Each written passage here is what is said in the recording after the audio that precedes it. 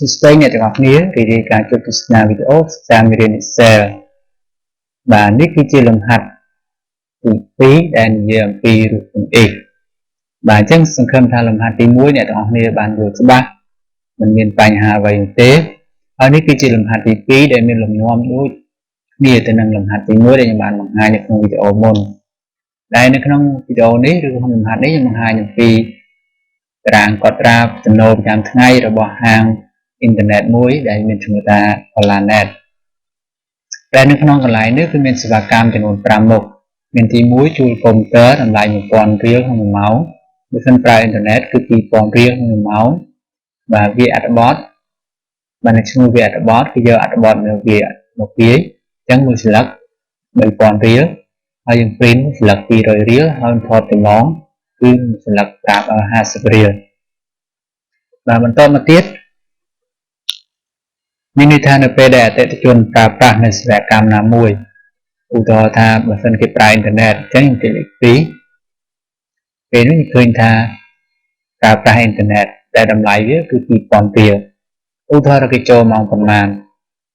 ឧទាហរណ៍គេចូលម៉ោង 7 ព្រឹកអញ្ចឹងយើងឲ្យម៉ោង 2:00 បាទគេចេញម៉ោងប្រហែលវិញឧទាហរណ៍គេចេញម៉ោង 9:15 នាទីបាទអញ្ចឹងយើងត្រូវគណនាចំនួនម៉ោងថាតើអតិថិជននេះប្រើបានប្រហែលម៉ោងហើយត្រូវបង់លុយចំនួនប្រហែលបាទអញ្ចឹងយើងនិយាយតែប៉ុណ្្នឹងហើយ enter ពេលនោះយើងចេញចំណាយថាគាត់ប្រើអស់2ម៉ោង 15 នាទីបើគិតជាលុយគឺអស់ 4500 រៀលបាទសេវាកម្មទី1ទៀតឧទាហរណ៍ថាគេជួលកុំព្យូទ័រអញ្ចឹងឃើញនៅគេជួលកុំព្យូទ័រអាចគេចូលម៉ោង 8 ព្រឹក8បន្តមកទៀតគេចេញនៅម៉ោង 10បាទគេចេញម៉ោង 10:44 នាទីបាទអញ្ចឹងចម្លើយគឺគាត់ប្រើអស់2ម៉ោង 44 នាទីនិងបង់លុយប៉ុណ្ណេះ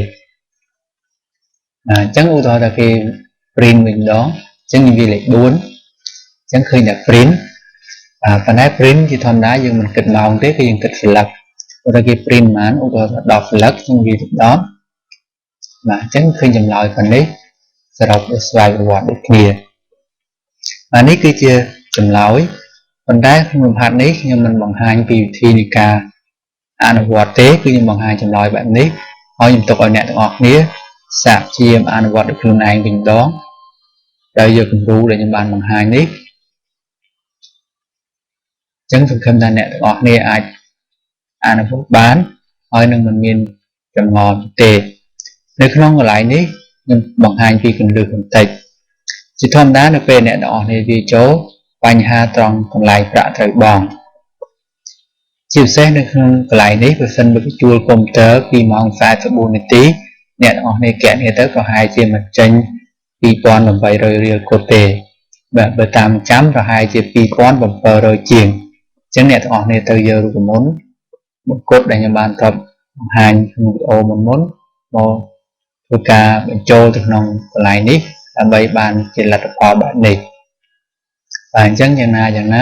សង្ឃឹមថាអ្នកទាំងអស់គ្នាអនុវត្តជួបបញ្ហាហើយអាចដោះស្រាយនៅបញ្ហាទាំងអស់នោះបាន